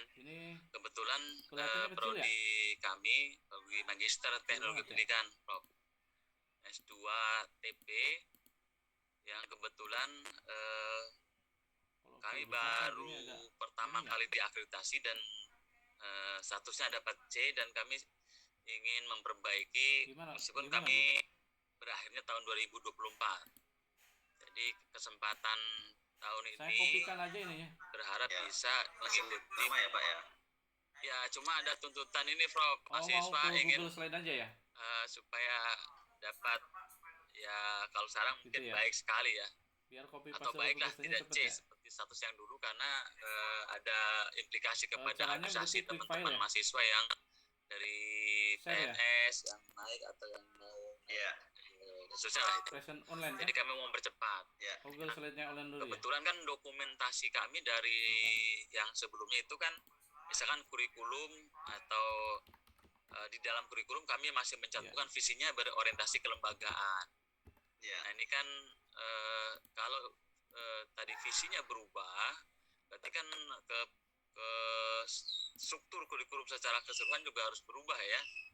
Nah kalau kurikulumnya berubah ya, ke proses pembelajaran dan seterusnya juga mungkin perlu perubahan. Nah, mungkin pertama kami ingin mendapatkan kira-kira saya langsung klik share aja ya, klik share online proses kurikulum dengan visi yang berbasis keilmuan. Itu yang pertama. Yang kedua, dalam pola pengisian setiap kriteria itu kan ada 4 tadi ya, Prof ya. Ada kebijakannya, ada laporan pelaksanaan dan sebagainya. Itu mungkin dalam tadi sebenarnya sudah dijelaskan sih, mungkin lebih teknis nanti kira-kira pemilahannya seperti apa yang baik, dengan mungkin ada tidak format-format standar yang dibuat atau yang bisa dirujuk itu untuk bisa kita adopsi bagaimana kebijakan dokumen kebijakan, dokumen laporan pelaksanaan dan seterusnya. Itu yang Pak. Open dulu berarti. Nah, terkait dengan teknis yang kami akan hadapi nih, Prof, karena kan kami ingin melakukan sebenarnya di tahun ini, tapi kan kemungkinan semester depan, karena TS kami yang semula tahun 2020 ini mungkin ke 2021. Ya, yang itu mungkin pada akhir sekarang masih nanti akan kami jadikan data untuk input gitu ya. Itu kira-kira masih memungkinkan nggak untuk kami mungkin hanya semester depannya gitu untuk ikut reakreditasinya. Itu saja, Prof. Makasih. Baik, Bu Isma, supaya nanti tidak lupa saya jawab dulu ya. Monggo, Prof. Monggo, silakan. Siapa tahu nanti Pak Ahmad ya, Bu Dia dan Bu, ada 2 Dia di sini ya, ada Dia Andika, ada Dia Mutiara. Sama-sama dari UMG ya ini. Begini Pak ya, dan sekalian ya, kurikulum itu kalau di S1 kan harus direview paling lambat 5 tahun ya. Saya ulangi, kurikulum untuk S1 itu harus direview ulang paling lambat 5 tahun sekali. Mengapa 5 tahun? Karena S1 itu kan 4 tahun Bapak sekalian ya. Sehingga ketika sudah meluluskan itu harus dievaluasi apakah lulusannya itu sesuai dengan yang diharapkan atau tidak gitu. Maka kurikulum direview kembali. Di review itu tidak mesti dirubah ya, tapi harus ada review, ada proses evaluasi kurikulum yang telah berjalan. Nah, Bapak sekalian, perubahan kurikulum itu ada yang bersifat makro, bersifat meso, bersifat mikro, gitu ya. Yang saya sebut tadi 5 tahun sekali paling lambat itu adalah makro, ya. Jadi harus direview dan dievaluasi secara menyeluruh, Pak. Ya. Dari mulai kalau tadi merujuk pada ini linknya Bapak Ibu, panduan dari dikti. Silakan diisi, bantu isi masing-masing ya. Langsung asal copy aja dulu. Dilihat semua. Ini linknya udah saya kopikan di sini, langsung isi masing-masing. Tingkat menengah Pak gitu ya, menengah. Mungkin tidak 5 tahun, mungkin setahun 2 tahun itu ada perubahan sama mata kuliah. Aksesnya gitu. di. Tetapi CPL-nya tetap itu silahkan. Bentar. Ya, gitu. Oh iya. Nah, yang berisiko mikro dan ini wajib dilakukan paling telat setiap akan ada pembelajaran di awal semester. Itu RPS.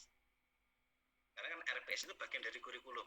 Bisa, Bapak Ibu? Jadi nggak boleh RPS itu di review 5 tahun sekali, nggak boleh. Gitu. Ya, belum bisa. Terlalu telat di situ. Ya, ini mohon dipahami. Jadi peninjauan dan atau perubahan kurikulum itu, ya sekali lagi ada yang di tingkat makro, meso dan mikro. Yang makro tadi yang menyeluruh, yang mikro itu yang RPS. RPS itu harus dilihat kembali setiap semester, ya. Setiap Bapak Ibu akan mengajar, Bapak Ibu harus melihat kembali apakah RPS-nya itu masih sejalan tidak dengan perkembangan zaman. Minimal itu adalah yang diklik yang mana ini, Bu? Harus ada penambahan atau peninjauan untuk membukanya referensi agar bisa. Itu yang begitu ini? Ya, yang pertama. Kemudian untuk yang kedua Pak, tadi ada kebijakan, pelaksanaan, evaluasi dan tindak lanjut. Nanti Bapak tinggal ini aja, template aja Pak tadi itu, ya. Jadi template aja. Nanti sekali lagi Bapak Ibu tidak usah mengarang format sendiri, nanti tinggal masuk template, ya. Yang tadi sudah saya tunjukkan, tapi ini tadi kan S3. Nanti untuk S1 dan S2 akan insya Allah menyusul dalam minggu ini begitu. Ya. Kemudian untuk TS silahkan Pak. Ya, jadi kan masih lama ya Pak, masih 2024 ya gitu. Jadi masih agak santai lah gitu. Editor ya. Tapi mau reaktasi percepat gitu Prof, karena dapat C. Gitu ya. Oke. Ya. Boleh ya. Jadi kalau aturan dalam PT kan setelah 2 tahun boleh reaktasi ya, silakan Pak. Iya. Oke. Ya. Jadi gini, ini sekaligus saya ingin menjelaskan konsep TS ya. Jadi TS sekarang itu adalah tahun akademik terakhir yang utuh. Ya. Jadi yang disampaikan Pak Suryadi itu betul. Ya, jadi kalau Pak Suryadi sekarang submit itu TS-nya harusnya 2021. Yang hitamnya. Gitu kan. Tapi kalau ingin 2122 nunggu sampai Juli selesai Pak Sur, gitu kan. Karena kan tahun akademik itu kan dimulai dari Agustus, Januari, Februari, Juli. Tahun akademik utuh ya namanya. Dan harus ganjil genap ya, nggak boleh genap ganjil. Sudah? Gitu. Nah sekarang ini kan dalam proses perjalanan semester genap Februari, Juli. Sehingga nanti kalau Pak Suryadi ingin TS-nya itu 2021, 2022 harus menunggu sampai Juli terakhir Pak. Bisa ya? Nanti sebenarnya Agustus begitu, kira-kira begitulah. Kita kebut lah. Nah, dan dimungkinkan sekalian. Jadi ya kalau PowerPoint harus share sering kayak gini cepat malah ya. C itu sebenarnya kan sudah terkoneksi, tapi psikologi pasar itu menganggap C itu masih keren lah gitu ya Pak Suryadi ya. Ya minimal B kalau nanti menggunakan istilah baik sekali unggul gitu ya. Ya minimal kalau baik sekali itu di pasaran sudah relatif secara psikologis itu aman begitu ya gitu. Silakan aja Pak, nanti meskipun belum habis masa akreditasinya silakan melakukan akreditasi ya untuk ini ya. Baik. Itu nih Pak Suryadi. Untuk kopinya ini file silakan Pak yang dari Pak Atta Zubaidi, untuk yang di copy ini nih. Saya pindahkan ke sini. Nah ini Bapak Ibu bisa copy dari sini nanti pindah ke slide. Ya. Dari situ bisa dipindah ke slide. Bisa nggak dibuka? Nanti kalau enggak ini saya buka lagi. Audio ya Solo Jogja ya. Saya ini lagi. Terkait lampiran, Prof. Tadi kan disampaikan Prof. Joko bahwa di dalam kita mencantumkan aturan, baik itu undang-undang Ya. Peraturan permen maupun aturan rektor itu kan memungkinkan untuk dilihat lampiran itu. Jadi kalau dulu itu di akreditasi standar itu kan di bawah kan ada nggih Prof nggih, lampiran jadwal lampiran 1, lampiran 7. Nah, kok di Lamdik ini kira-kira ditaruh di mana nggih Prof? Ataukah langsung dilingkan dalam dokumen tersebut, misalkan ketika kita menyebutkan bahwa ini ada aturan rektor nomor segini begitu, kemudian itu kita biru begitu, jadi nanti ketika diklik langsung muncul peraturan rektornya begitu, ataukah bagaimana begitu ketika menaruh lampiran itu yang pertama Prof. Kemudian yang kedua Prof, ini kemarin saya sempat membaca juga untuk kriteria 7 yang penilaian Prof. Penelitian ya. Niku dikatakan di sana bahwa di 7.2.1 itu ada deskripsikan pelaksanaan penelitian di TPS yang dilakukan berdasarkan peta jalan, roadmap, dan kelompok penelitian research group ini. Jadi apakah itu mengacu pada roadmap penelitian program studi ataukah roadmap penelitian universitas? Bahkan di universitas kan sampun wonten roadmap tersendiri nggih Prof, dengan berbagai tema-tema yang disediakan oleh universitas. Nah, apakah kita otomatis kita wajib membuat roadmap itu dan disahkan oleh dekan, apakah sudah cukup atau pripun Prof? Saya masih belum bisa menangkap di penelitian itu. Terus nuwun Prof. Matur nuwun Pak Ahmad Zubaidi. Baik Pak sekalian ya, untuk kebijakan Pak, ini sebenarnya tadi sudah saya jelaskan ya. Mungkin Bu Ismah waktu pendampingan di Jogja itu masih ada teman yang membuat list ya, kebijakan dari itu sampai 15 item gitu ya. Mulai dari undang-undang sampai itu kan tidak semuanya relevan gitu.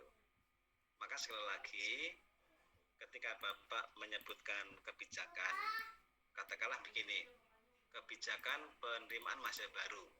Ya, saya ulangi ya, misalkan kebijakan penerimaan mahasiswa baru. Apakah kira-kira kebijakan itu ada di Undang-Undang Sisdiknas, ada nggak kira-kira Pak? Di peraturan rektor gitu Prof? Ya. Nggak ada, itu nggak ada. Iya, adanya di peraturan rektor. Nah gitu.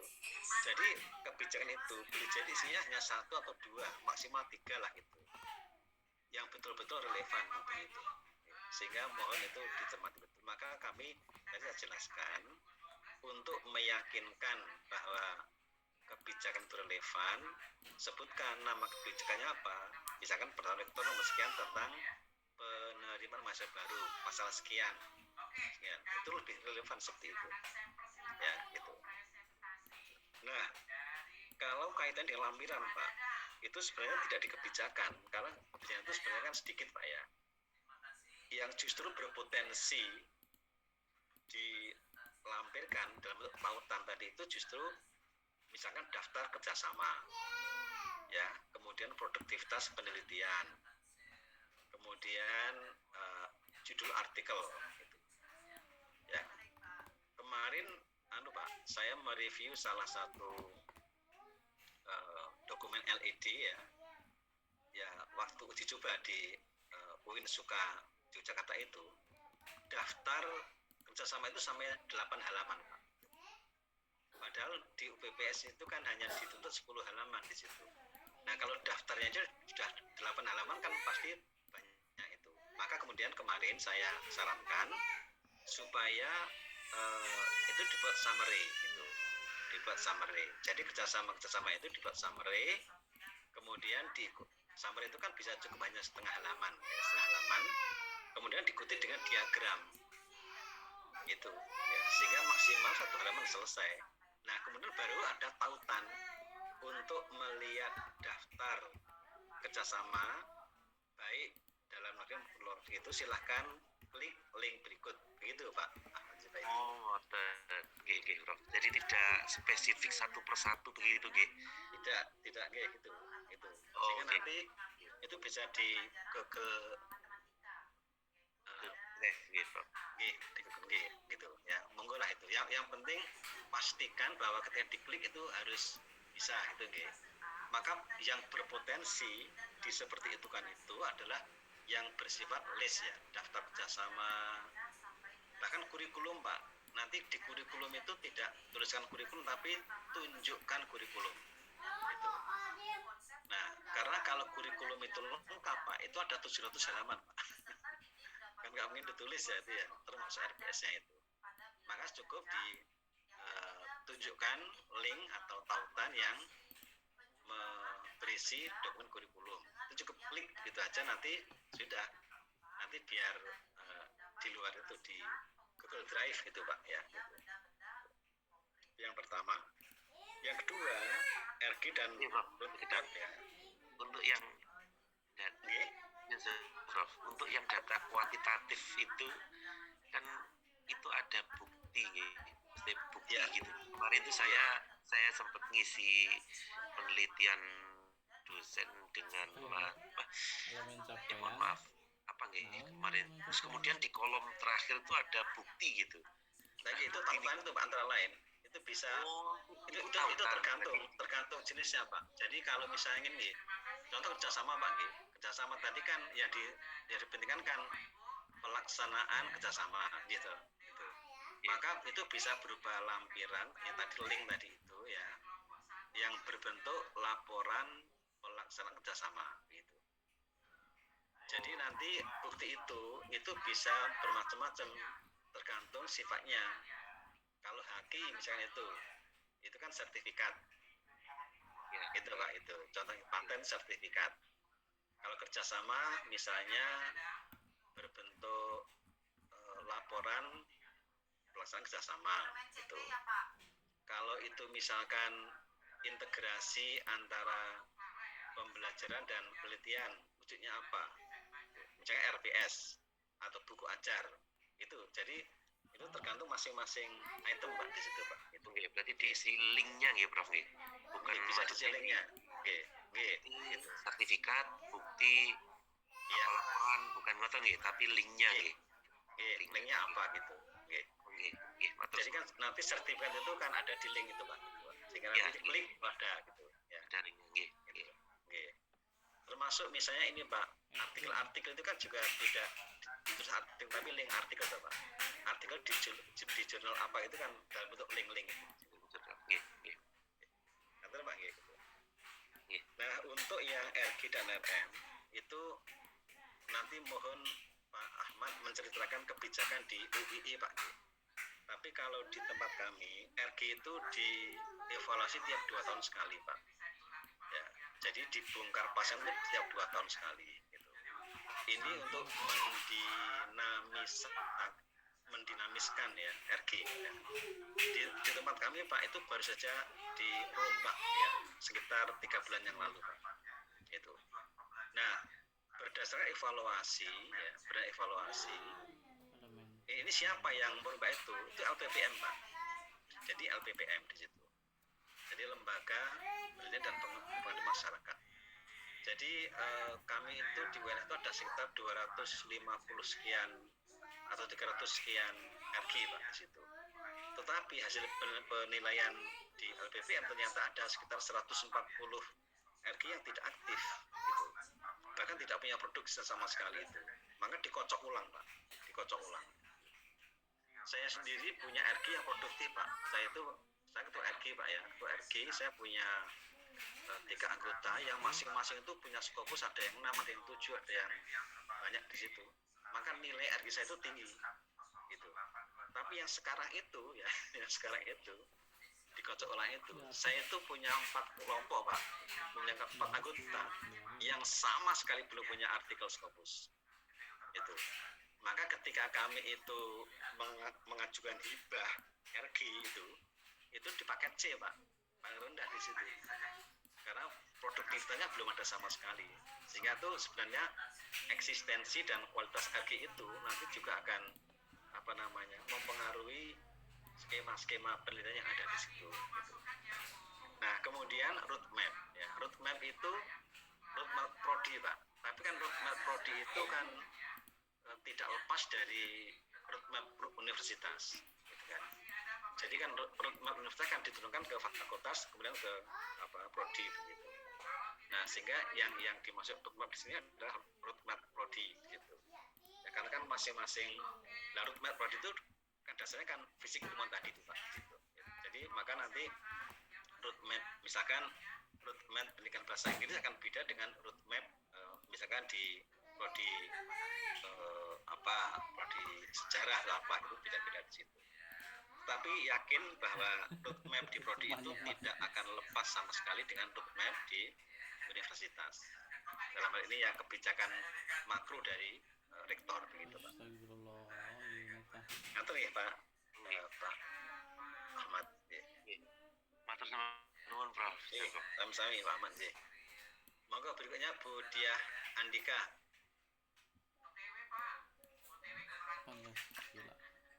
Baik, terima kasih banyak Prof. Joko atas penjelasannya tadi yang sangat detail dan alhamdulillah juga beberapa pertanyaan saya tadi sudah terwakili oleh Bapak Ahmad Zubaidi. Jadi ada tinggal satu pertanyaan saya lagi tentang ini Prof. Kalau misalnya ada kerjasama tapi institusinya tidak melakukan MOU ataupun MOA, tapi lebih bersifat personal, tapi ada luarannya. Nah itu bagaimana cara memasukkannya ya Prof ya, ataupun laporannya seperti apa gitu Prof? Sudah? Iya Prof. Terima kasih Prof. Begini Bu ya, ini nanti juga tergantung kebijakan Bu ya. Satu contoh begini, ketika saya masih menjadi dekan Bu ya, itu rektor ya dalam hal ini perguruan tinggi itu membolehkan kerjasama itu di tingkat prodi ya, maka kami melakukan kerjasama MOE waktu itu ya antara prodi PLB di UNS dan prodi pendidikan khas di UGM ya, University of Malaysia itu prodi. Nah setelah berjalan 2 tahun kami payungi MOU di tingkat fakultas itu, terus nanti baru kami laporkan di universitas. Ini karena kami belajar dari masa lampau bahwa kalau MOU itu dari atas Bu, tidak melibatkan prodi, itu banyak yang idel di situ. Itu asumsi kami gitu ya. Tetapi kalau itu dari bawah kan pasti sudah dilaksanakan dulu. Maka ada MOE dulu, baru ada MOU di situ. Gitu. Nah, bagaimana kalau itu nggak tercatat? Nah, nanti bagaimana Bu dokumen resminya? Nah, maka gini, itu sebenarnya embrio Bu gitu. Kami melakukannya begini ya, terutama di FKIP Bu. Terutama teman-teman dari lulusan luar negeri, itu memang waktu itu kami dorong untuk melakukan namanya personal touch dulu ya. Contohnya misalkan ada alumni dari Amerika atau dari perguruan tinggi A di Amerika begitu. Ini saya minta dosen yang alumni Amerika itu untuk mengkontak entah itu promotornya, entah itu lembaganya begitu. Tapi setelah deal itu mohon diikat dengan MOE Bu minimal. Sehingga nanti secara hukum itu sah bahwa itu kerjasama. Tapi kalau kerjasama personal, ya meskipun ada outputnya, entah itu artikel, entah itu apa, tapi kalau nggak tercatat di universitas Bu, itu nggak diakui Bu. Itu. Ya, jadi mohon kalau di tempat kami sekarang itu harus mengetahui WR4 sekarang ini.